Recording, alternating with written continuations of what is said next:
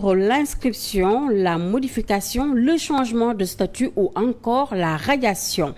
Université Cheikh Anta Diop de Dakar, colère du collectif des étudiants de master.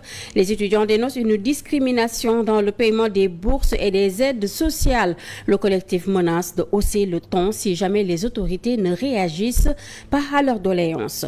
La 7TV primée à travers Pape Mokhtar Sellane, journaliste qui a remporté le premier prix catégorie télévision. Le CESTI, en collaboration avec ses partenaires, a primé les meilleures productions du journalisme d'investigation.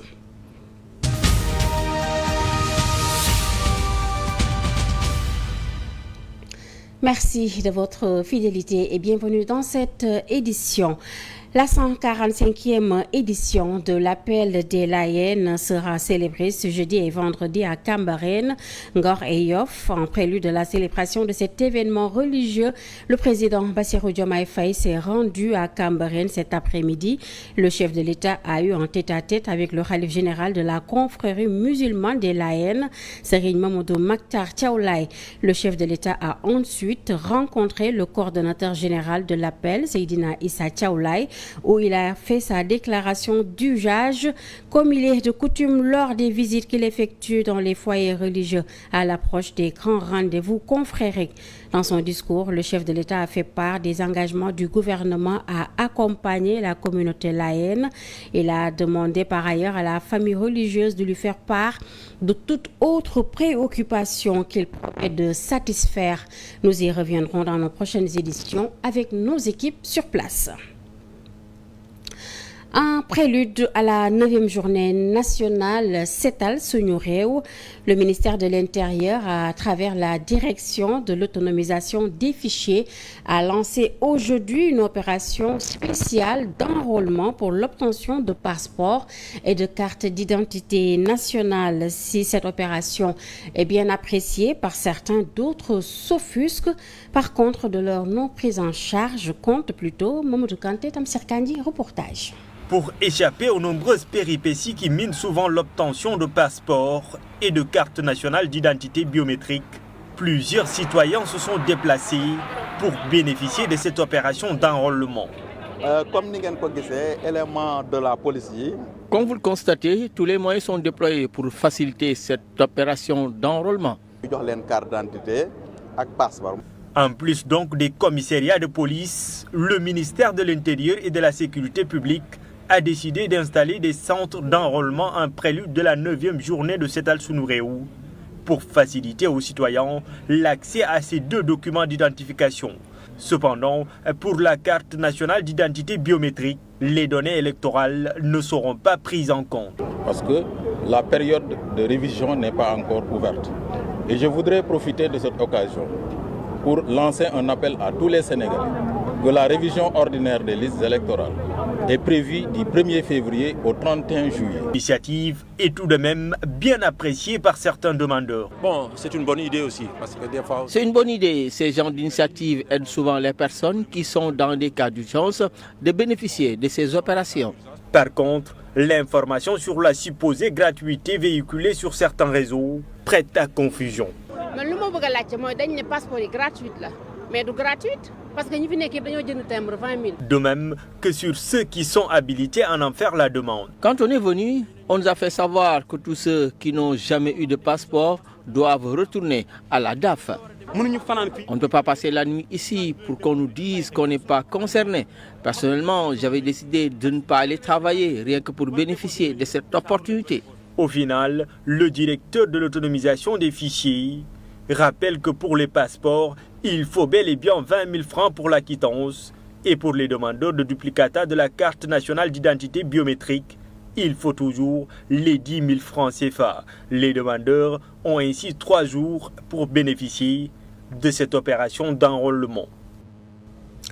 En politique, la révision ordinaire des listes électorales pour l'année février au 31 juillet, le directeur général des élections, Biram Sen, appelle à cet effet tous les citoyens à se rapprocher des différentes commissions qui seront installées dans les communes pour l'inscription, la modification, le changement de statut ou encore la radiation. Au niveau de chaque commune, il y aura au moins une commission. Il peut y avoir également des commissions itinérantes, c'est-à-dire des commissions qui vont bouger, aller d'un endroit à un autre. Et j'appelle tous les Sénégalais à aller au niveau de ces commissions-là, munis de leur carte d'identité biométrique CEDEAO et de leur justificatif de résidence s'ils n'habitent pas dans le lieu où ils veulent s'inscrire. Une fois inscrit, le document, l'inscription, c'est une demande. Vous faites la demande parce qu'il y a 4 opérations à faire. Il y a d'abord la demande d'inscription, c'est-à-dire quelqu'un qui ne figure pas sur les listes électorales, qui a 18 ans ou bien qui a plus de 18 ans mais qui ne s'est jamais inscrit sur les listes électorales. L'autre opération concerne la modification de circonscription électorale ou d'adresse électorale. Vous votez au niveau d'une commune A, vous voulez aller vers une commune B. Ou bien vous êtes, d'un lieu, d'un bureau de vote, vous voulez aller dans un autre bureau de vote. Donc ça, c'est possible. La troisième opération, c'est ce qu'on appelle le changement de statut. Quelqu'un qui était militaire ou paramilitaire et qui devient civil. Ou quelqu'un qui est civil et qui est maintenant engagé dans les rangs. Il y a également une dernière opération qu'on appelle la radiation. Et cette radiation concerne les personnes qui sont en conflit avec la loi et qui ont fait l'objet d'une condamnation pénale et dont cette condamnation ne leur permet plus d'avoir leurs droits civiques.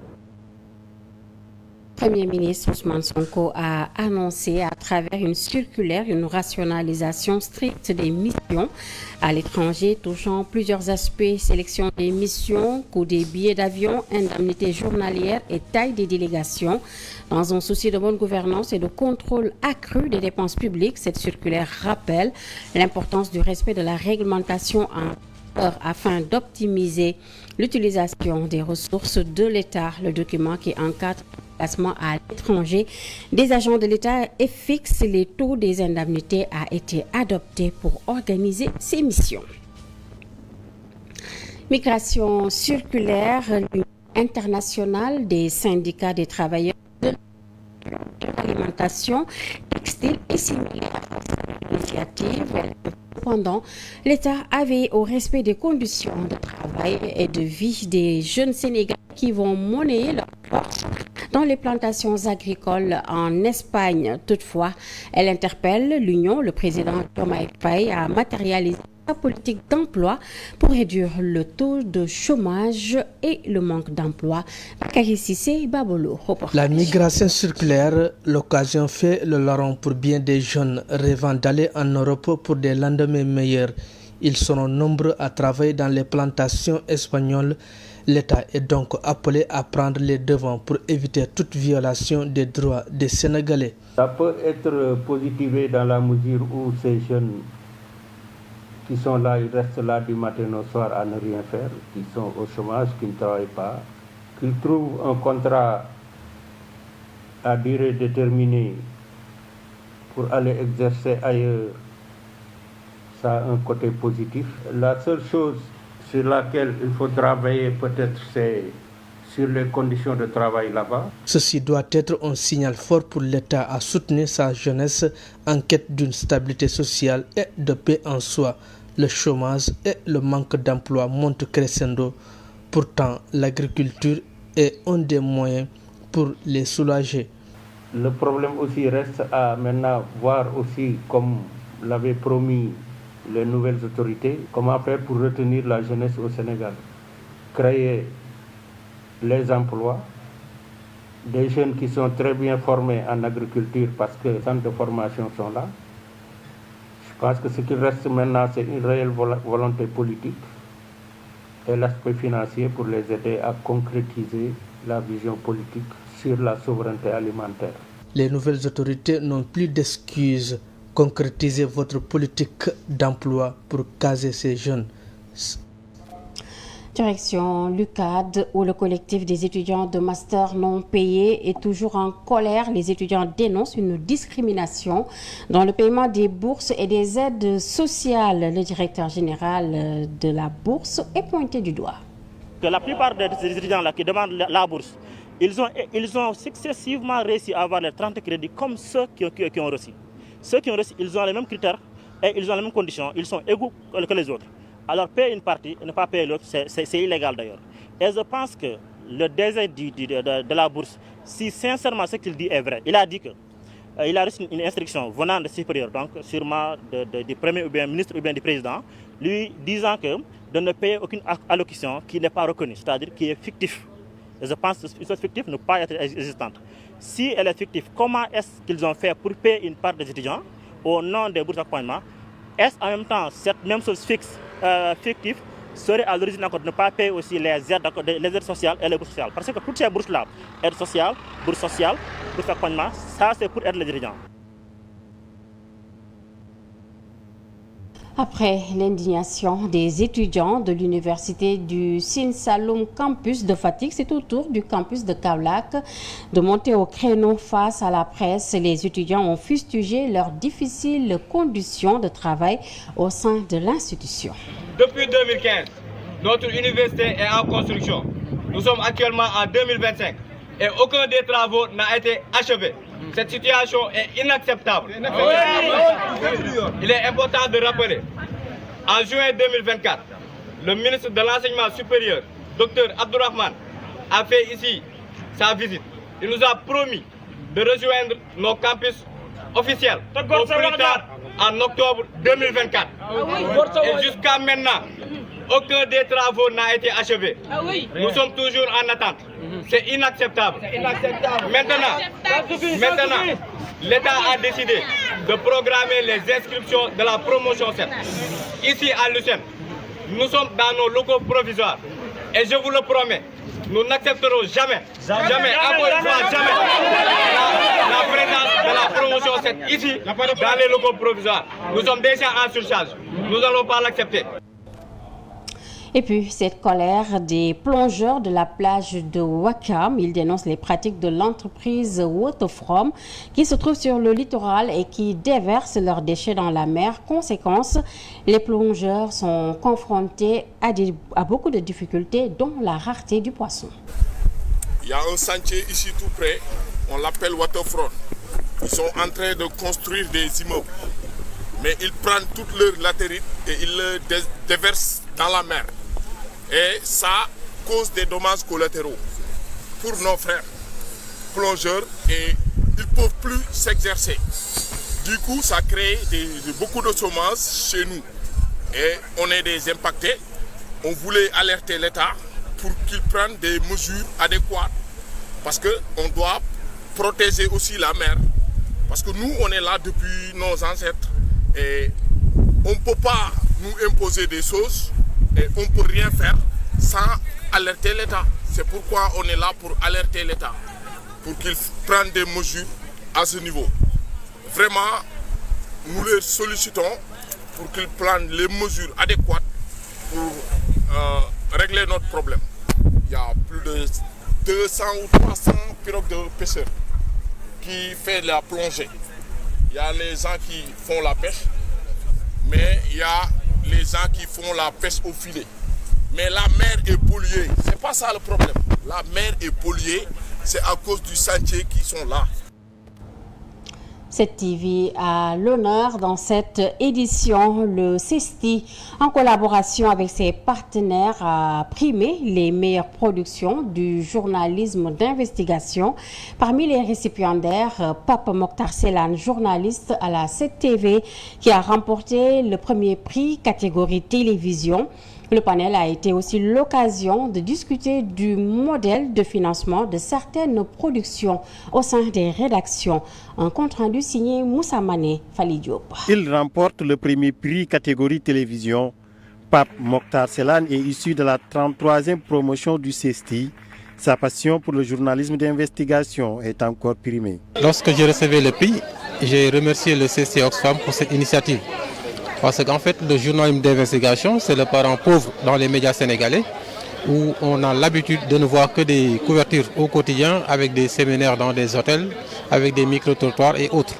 Et donc, si une organisation ou bien des organisations décident d'organiser des concours en journalisme d'investigation et de primer les meilleurs, moi je pense que ça participe à renforcer un peu la qualité des contenus dans les médias sénégalais. Le journalisme d'investigation, un genre journalistique, était au cœur des débats lors de ce panel. La principale question demeure le financement, mais aussi l'accès à l'information. C'est pourquoi nous, à notre niveau, avec la Maison des reporters, on essaie de pousser pour que le public s'implique dans le financement de l'information. Parce qu'on pense que c'est le modèle le plus sain pour en tout cas arriver à l'indépendance des médias, ou à défaut que les médias ne fassent pas en sorte qu'il y ait un déséquilibre entre la publicité, les subventions venant d'ONG et ce qu'on retrouve grâce au public. Ici, le financement est posé avec des organisations qui financent, donc ton indépendance est peut-être entre guillemets limitée. Ce qu'il faut faire, c'est la participation du public, un financement participatif, anonyme et sans intérêt. Révéler des faits longtemps considérés secrets nécessite de mettre en place de très bonnes méthodes de recherche. Cependant, les défis sont énormes. La sécurité du journaliste reste toujours problématique. Malheureusement, les journalistes ne sont pas assez protégés par le cadre juridique qui existe au Sénégal. Il y a beaucoup de contraintes judiciaires qui font qu'on peut facilement avoir peur face aux représailles qui peuvent se présenter quand on veut exercer son métier, surtout si on veut évoquer des sujets aussi sensibles. Et donc des sociétés qui exploitent aussi des ressources naturelles du peuple qui ne veulent pas communiquer, donc ça pose problème. Et donc cette loi d'information-là doit être axée sur ça, et que pour que les journalistes puissent accéder à toutes les informations liées à ces ressources naturelles du Sénégal. Des étudiants professionnels des médias ont aussi été primés, une initiative qui encourage davantage à s'intéresser à l'investigation. Félicitations à Papa Mokhtar Selan, journaliste donc à la 7TV, qui a remporté le premier prix catégorie télévision. Suite et pas fin de l'affaire de blanchiment de capitaux présumés qui serait reproché à Farba Ngom. Invité de MNF ce mardi, un de ses avocats, Maître Doudou Ndoye, a abordé la question. Pour lui, la levée de son immunité parlementaire a connu une procédure correcte. Cependant, il s'indigne du fait que son client n'ait pas été informé des accusations qui pèsent sur lui. Face à Maïmouna Ndour Faye, Maître Doudou Ndoye est largement revenu sur la levée de l'immunité parlementaire du député Merdes Agnam Farba Ngom, dont il est l'avocat. Pour la robe noire, la procédure ne connaît pas d'irrégularité particulière, mais pouvait être plus transparente.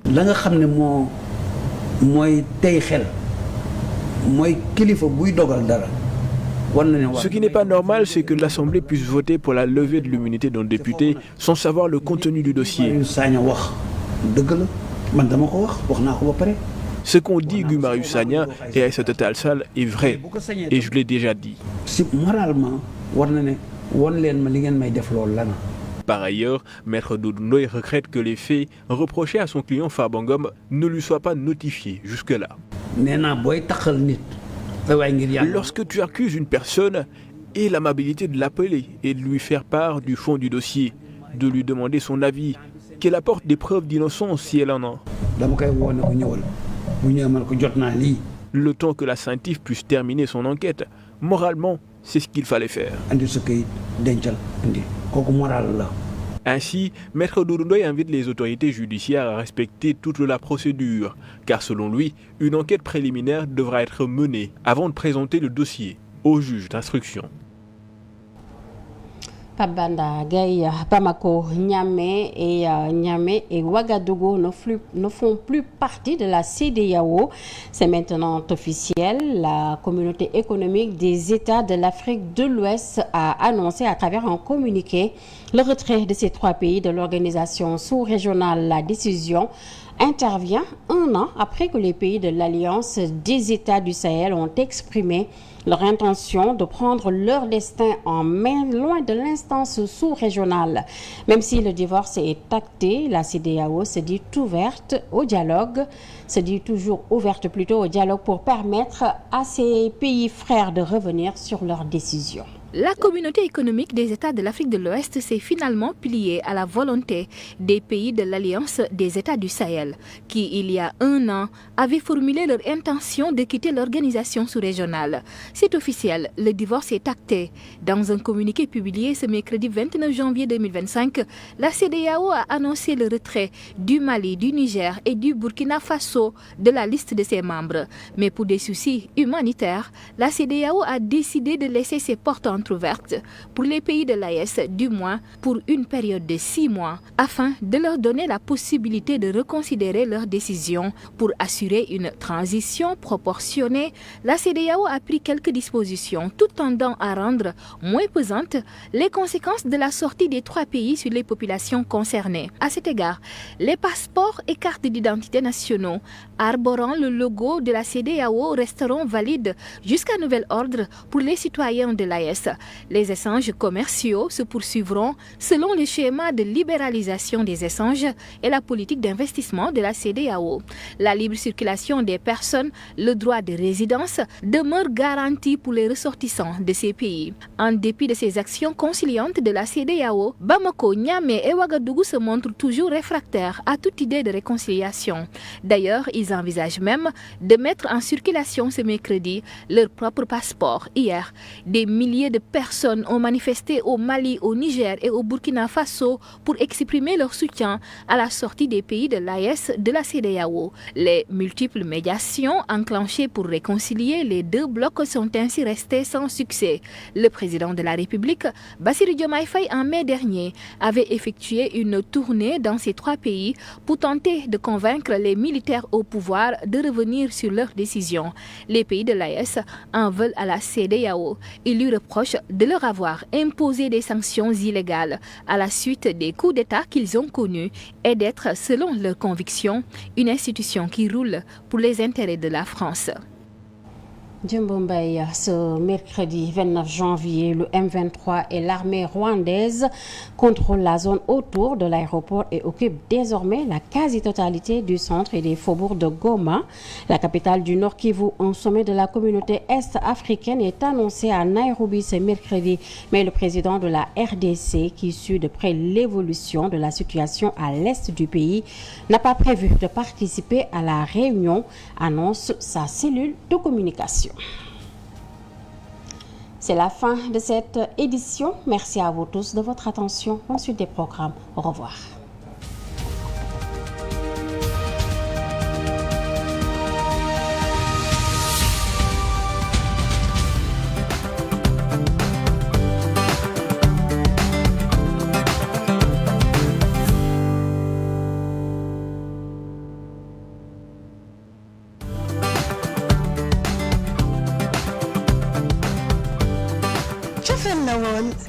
Ben mbëggeel daa di lalu mbëggeel gu amul ab te bëri doole lool ci wàllum télévision googu mbëggeel moo jur tey 7TV suñuy programme tënku ci xarañ tegu mag ànd ak xalaat yu kawe ba weesu seen njortu ndax fi jamono toll télévision dafa yittewoo ay xalaat yu yees góor ak jigéen yu farlu ngir dundal ko ñu boole suñu xol di leen jox ay xibaar ci réew mi ci bitim réew ak ci doxinu jamono suñu bëgg-bëgg di télé bu wër àdduna bu ñëpp di safo dal nag jàmm ci seen télévision 7TV 7TV ñu télévision doonaat bànneex ci yéen 7TV télé bi ñu nuru ba noppi di ñu dajale